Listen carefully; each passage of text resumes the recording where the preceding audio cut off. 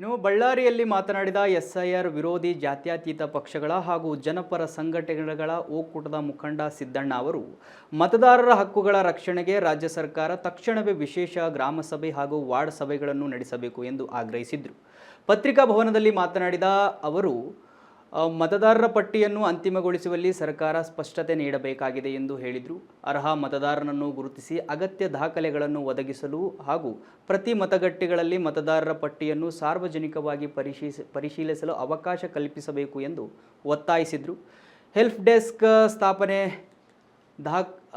ಮಾಡಬೇಕು. ದೃಢೀಕರಣ ಪತ್ರ ಹಾಗೂ ಸ್ಮಾರ್ಟ್ ಕಾರ್ಡ್ ನೀಡುವಂತಹ ಸರ್ಕಾರದ ಕ್ರಮಗಳನ್ನು ಸ್ವಾಗತಿಸಿದರು. ಅವುಗಳ ಅನುಷ್ಠಾನದಲ್ಲಿ ಇನ್ನೂ ಸ್ಪಷ್ಟತೆ ಕೊರತೆ ಇದೆ ಎಂದು ಅವರು ಆತಂಕ ವ್ಯಕ್ತಪಡಿಸಿದರು.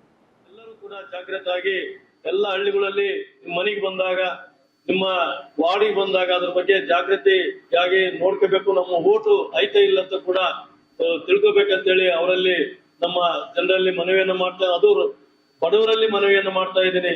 ಯಾಕಂದ್ರೆ ಅಲ್ಪಸಂಖ್ಯಾತರು, ಬಡವರು, ದಾಖಲಾತಿ ನಮ್ಗೆ ಓಟೇ ಬೇಕಿಲ್ಲ ಬಿಡಪ್ಪ, ಯಾಕೆ ನಮ್ಗೆ ಸಂಬಂಧ ಇಲ್ಲ ಅಂತ ಬಹಳ ಜನ ಅನ್ಕೊಂತಾರೆ. ದಾಖಲಾತಿ ಸಿರುಗುಪ್ಪಕ್ಕೆ ಹೋಗಿ ಆಯಾ ತಾಲೂಕಲ್ಲಿ ಕೊಡಬೇಕಾಗತ್ತೆ. ಆ ದಾಖಲಾತಿ ಕೊಡೋದನ್ನ ನಮ್ಮ ರೈತ ಸಂಘ ಮಾಡುತ್ತೆ ಅಂತ ಹೇಳಕ್ ಇಚ್ಛೆ ಪಡ್ತಾ ಇದೀನಿ. ಇವತ್ತೇನು SRI ಏನಾದ್ರೆ ಇಲ್ಲಿ ನಮ್ಮ ಜಾಥಾ ಸೇರಿ ಎಲ್ಲಾ ಜಿಲ್ಲೆಗಳಲ್ಲಿ ಜಾಗೃತಿ ಮೂಡಿಸುವ ಮೂಲಕ ಹಾಗೂ 20/6/2026 ಬೆಂಗಳೂರಿನಲ್ಲಿ ಬೃಹತ್ ಸಮಾವೇಶ ಮಾಡೋದ್ರ ಮೂಲಕ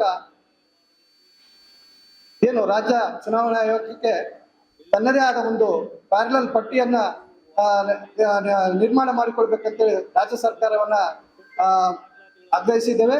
ಆ ಮೂಲಕ ಅವರು ಪ್ರತಿ ವಾರ್ಡ್ ಸಭೆ ಮತ್ತು ಗ್ರಾಮ ಸಭೆಗಳನ್ನು ಮಾಡುವ ಮೂಲಕ ಆಯಾ ನಿವಾಸಿಗಳ ಪ್ರಮಾಣ ಪತ್ರ, ವಾಸಸ್ಥಳ ಪ್ರಮಾಣ ಪತ್ರ ನೀಡಬೇಕಂತೇಳಿ ಆಗ್ರಹಿಸಿದ್ದೇವೆ. ಅದೇ ರೀತಿ ಕರ್ನಾಟಕ ಸರ್ಕಾರ ಏನು ಈ ಲಾಜಿಕಲ್ ಡಿಸ್ಕ್ರಿಪೆನ್ಸಿ ಮಾಡ್ತಾ ಇದ್ದಾರೋ ಚುನಾವಣಾ ಆಯೋಗ, ಅದನ್ನ ತಡಿಬೇಕು. ಅವ್ರು ತಡೆದೇ ಇದ್ರೆ ಸುಪ್ರೀಂ ಕೋರ್ಟ್ ನಲ್ಲಿ ಮನವಿ ಮಾಡಿದ ಮೂಲಕ ಅದನ್ನ ಯಾವುದೇ ಕಾರಣಕ್ಕೂ ಮಾಡಕ್ಕೆ ಬಿಡಬಾರ್ದು ಅನ್ನೋ ಒಂದು ಒತ್ತಾಯವನ್ನು ಕರ್ನಾಟಕ ಸರ್ಕಾರಕ್ಕೆ ಒತ್ತಾಯ ಮಾಡಿದ್ದೇವೆ.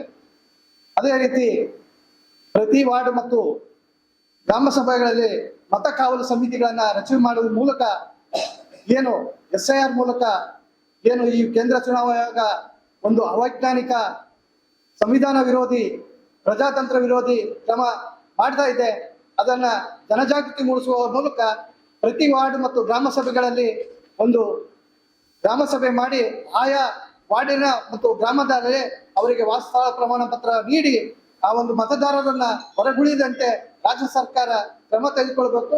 ಆ ನಿಟ್ಟಿನಲ್ಲಿ ನಾವು 30ರಂದು ಕಪ್ಪು ಪಟ್ಟಿ ಧರಿಸಿ ಮತ್ತು ಸಾಂಕೇತಿಕ ಧರಣಿ ಮಾಡೋದ್ರ ಮೂಲಕ ಆ ದಿನದಂದೇ ಪ್ರತಿ ವಾರ್ಡ್ ಮತ್ತು ಗ್ರಾಮ ಸಭೆಗಳಲ್ಲಿ ಮತ ಕಾವಲು ಸಮಿತಿಯ ರಚನೆಯನ್ನ ಆ ದಿನ ಮಾಡ್ತಾ ಇದ್ದೇವೆ. ಎಲ್ಲಾ ಜಿಲ್ಲೆಗಳಿಂದ ಜಿಲ್ಲಾಧಿಕಾರಿಗಳ ಮುಖಾಂತರ ರಾಜ್ಯ ಚುನಾವಣಾ ಆಯೋಗಕ್ಕೆ ಮತ್ತು ಕರ್ನಾಟಕ ಸರ್ಕಾರಕ್ಕೆ ಮನವಿ ಸಲ್ಲಿಸಿದ್ದೇವೆ.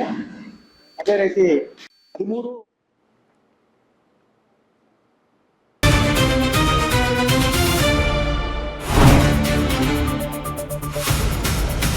ಸಂಪೂರ್ಣ ನ್ಯೂಸ್ 24/7 ಇದು ನೊಂದವರ ಧ್ವನಿ.